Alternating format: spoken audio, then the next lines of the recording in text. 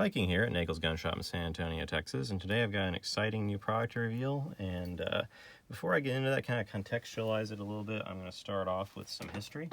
I'm going to go over carry guns a little bit. We're going to start with a Glock 19. This was the first pistol that I carried every day. When I turned 21, I bought a Glock 19 very similar to this. Not quite the same though. Mine was a Gen 3. This is a current production Gen 5. And I carried that gun for years, every day of my life. Now, it was a really good pistol. It was very reliable. It was easy to take care of. It shot pretty well, and it had a lot of rounds in it. It had 16 rounds total, 15 in the magazine, plus 1 in the chamber. So it was a good pistol. I won't, say anything bad about the 19 as a choice if you're actually going to carry it.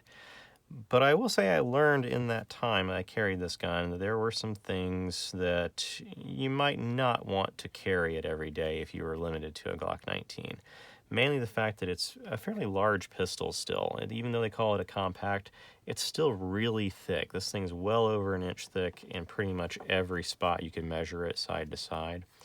Also, it's not exactly compact in my opinion from front to back and a couple other measurements.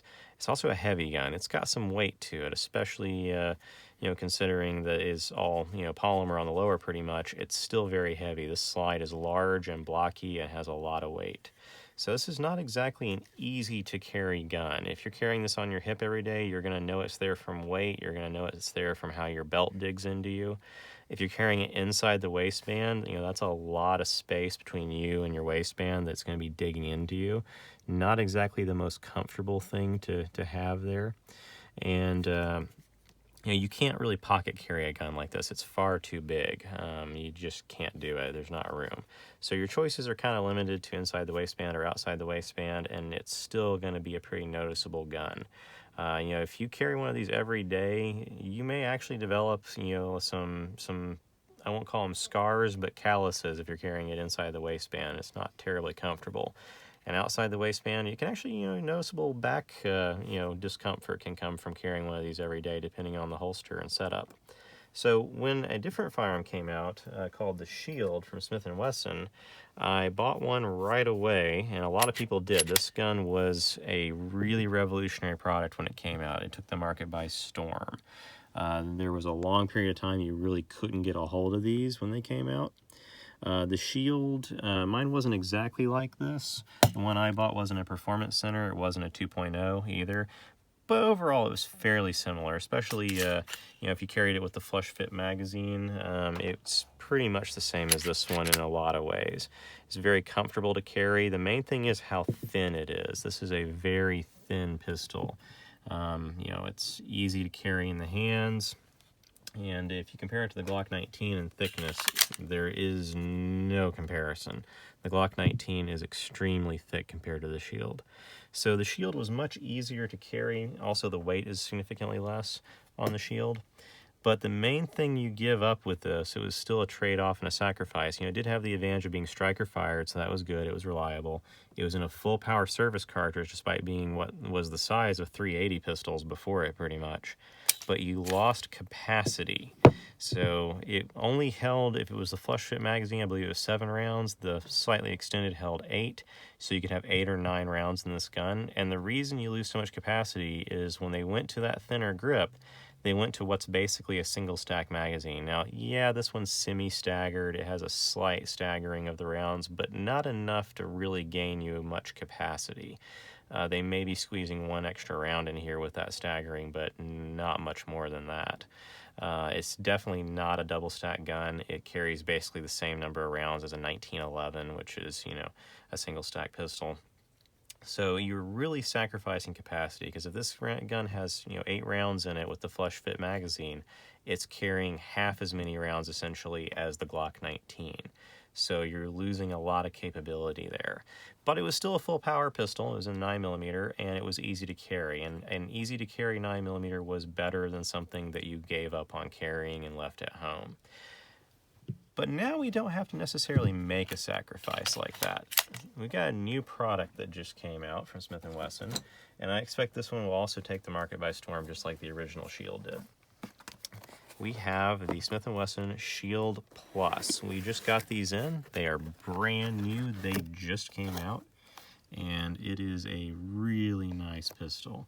If we're going to compare it side by side to the regular Shield, kind of give you an idea of how big it is. And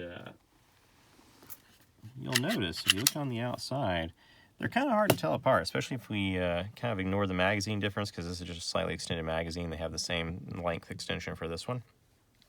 Externally, these are almost the same pistol. You know, the slide looks almost identical except for the markings. The grip looks very similar. There's not a whole lot of difference. And importantly, if you look at the thickness difference between them, they're almost the same thickness. The Plus is just a little bit thicker, but not by much. Just the slightest difference, especially if we get it head on to the camera so you can really see. There's hardly any difference in thickness between them. And the reason that is important is, despite being so thin, this has a double stack magazine in it. They managed to fit a true double stack magazine into this pistol despite its thinness. This flush fit magazine holds 10. There's also a 12 round magazine we're going to look at in a second. But as you can see, this is a magazine that allows double stacking of the cartridges. They actually are side by side in a true stagger, and that allows a lot more rounds to fit in this magazine. And as a result, if we get out the slightly extended magazine, this one's going to hold 13 rounds, so 14 rounds in the gun with this. Almost the same number of rounds, just one less as a Glock 19. It fits very well in the hand. It's still extremely thin and easy to carry. But if we compare it to that Glock 19, there is going to be no comparison, especially in thickness. If we look at this, the Glock 19 is just a boat anchor by comparison. It is far thicker in every spot. Also, the Shield Plus is a little smaller in the other dimensions as well, barrel and grip length and all of that. But if you compare the magazine capacity, it's almost the same. There's 1 round of difference between these guns, actually 2 rounds of difference between these guns when they're fully loaded. You know, this gun will hold 14 rounds, this gun will hold 16 fully loaded, but that is barely any difference, especially compared to the single stack guns that came before it. This gun on your hip is going to be like a boat anchor compared to this one. If you're having to carry it every day, this gun weighs more, it is far thicker, it is going to dig into you more. This gun is going to be easy to carry. It is much more rounded in a lot of spots. It doesn't have the corners to the grip like Glocks tend to. It's going to be much easier to keep on you. So the gun you're actually going to carry is more important than having a gun that theoretically is better. And almost anyone can carry this gun every day if they put a little bit of effort into it. You know, it does have some other nice features to kind of go over as a product on its own, not comparing it to other guns directly. Smith & Wesson put their new flat face trigger on this one. It is a really nice trigger. It doesn't have the 2 moving pieces that earlier M&P triggers had. Those are still good triggers, but this one's even better. The M&P had a good trigger, in my opinion, a little bit better than a Glock trigger out of the box. Now it's honestly approaching some of the match triggers you can buy for striker fired guns. It is a really good trigger. It's got that nice flat face on the front, so it's easy on the finger. It doesn't dig into you anywhere. It's easy to manipulate. It's got a very light but smooth take up there. The main thing is it's smooth, not like on a lot of Glocks where it's all gritty. It just smoothly moves to where it stops, and then it's got a very crisp break. Excellent break on the trigger there. And importantly, the reset is strong. It pushes your hand forward, it lets you know it wants to reset, and you have that tactile reset right there that lets you know the gun is ready to fire again. This trigger really compares to some high-end, expensive aftermarket match triggers, in my opinion, for striker-fired guns. So that's a really nice trigger. I'm glad to see that came on the Shield Plus standard. It's not something we have to wait on for them to upgrade to. So that's going to be really cool.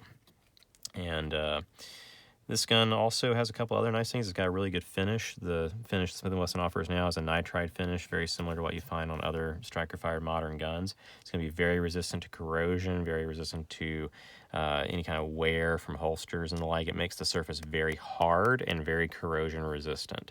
So it makes it a good carry gun. You're not going to have to take care of it and baby it like some guns.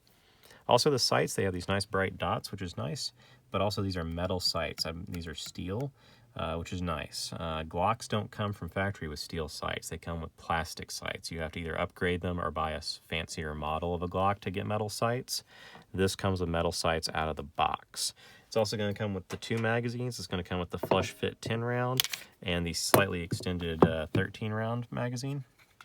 That's really nice as a mixture to have out of the box. One thing you could do, you could carry this in the gun, make it almost a pocketable gun, depending on if you have cargo pants or not. Some people could carry this in their pocket.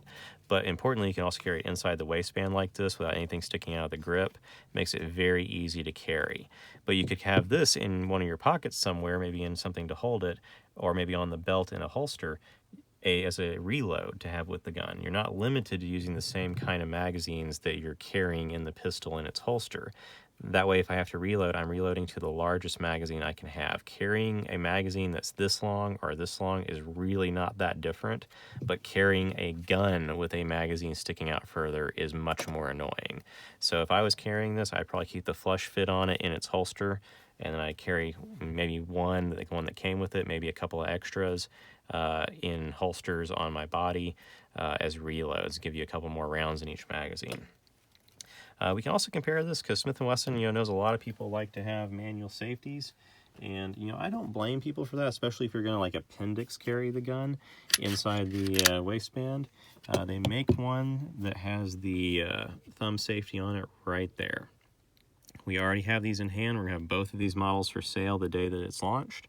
We're a Smith & Wesson ambassador dealer, so we're going to have these on the shelf at launch. We're not going to be one of those smaller places that's ordering them, trying to get them for you. We already have them on the day of launch for both of these. So if you call us and then try to buy one, you'll have a chance of actually getting one that day. So that's pretty cool.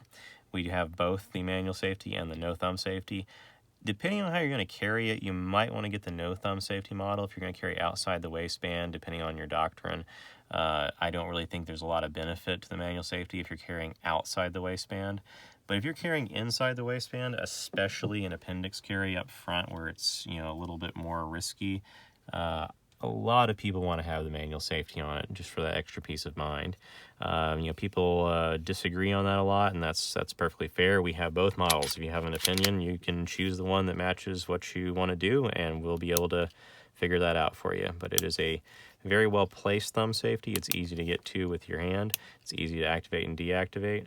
It also doesn't snag. It's not one of those giant safeties that sticks out a whole bunch and can be an issue, especially with carrying inside the waistband. So this gun has a couple other things Smith & Wesson put a lot of effort into. This grip, I love this grip. This grip is extremely grippy, but it is not so aggressive that it will tear up your hands. A lot of shooting grips these days, like some companies, have gone to really aggressive ones that if you go shoot 100 rounds to the gun, it actually will chew up the web of your hand. This grip is the perfect balance. It is just aggressive enough that you can get a really good purchase on it and it doesn't become slippery with sweat and grease. But if you need to get a good grip on the gun, it's not going to let go anywhere. That being said, you carry it inside the waistband, it's rubbing on your body. It's not super aggressive like some companies where it would chew you up like sandpaper. And if you go out and shoot 100 rounds through it, this one's not going to be chewing you up like crazy like some of the guns that are out there now. I think that they really hit a home run with this grip texture. I've paid a lot of money on stippling to get guns grip textured like this after I bought them. This gun comes out of the box with what I think is the best grip texture I've ever felt on a production handgun. So that's a really good thing. Like I said, we're a Smith & Wesson ambassador dealer. We actually have these on the shelf of the day of launch. Now, they will go quickly. These are going to be in high demand, I'm pretty confident. So if you want one, I would make sure you get a hold of us early. But we will have these, and we'd love to put one in your hand today. We can, if you want to get it, make sure you get one, give us a call. If we have them in stock, we can sell it to you over the phone. It can be yours that very moment. Come pick it up at your convenience, or we can ship it to a dealer in your area if you're not in San Antonio or the greater San Antonio Metroplex. You can reach us by phone at 210-342-5420. Or if you want to come visit us in person, you can reach us at 6201 San Pedro Avenue in San Antonio, Texas. We'd be glad to show you one of these, and I would recommend being early in the line because these are going to go quickly, I guarantee it. So look forward to the next new product we can show you, and hope you guys enjoyed this one.